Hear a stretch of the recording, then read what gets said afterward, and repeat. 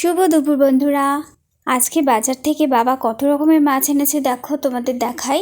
এটা দেখতে পাচ্ছ নিহেরে মাছ, যেটা কি তোমরা বলো লটিয়া মাছ। আর এটা হচ্ছে পাবদা মাছ, দেখো এটা পাবদা মাছ।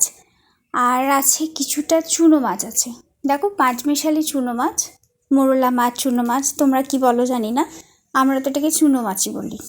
আছে আর কিছুটা শিঙি মাছ আছে, আর আছে ভোলা মাছ। শিঙি মাছটাকে আলাদাভাবে রাখা হয়েছে যেহেতু আজকে হবে না।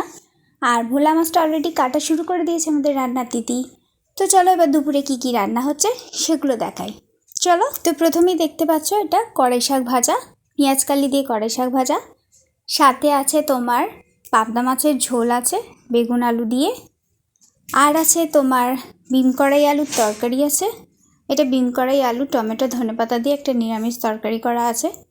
সাথে আছে গরম ভাত, দেখতেই পাচ্ছ সাথে গরম ভাত। আরও আছে, সেটা হলো ভোলা মাছের ঝাল, লাল লাল করে টমেটো দিয়ে আলু দিয়ে লাল লাল করে ভোলা মাছের ঝাল।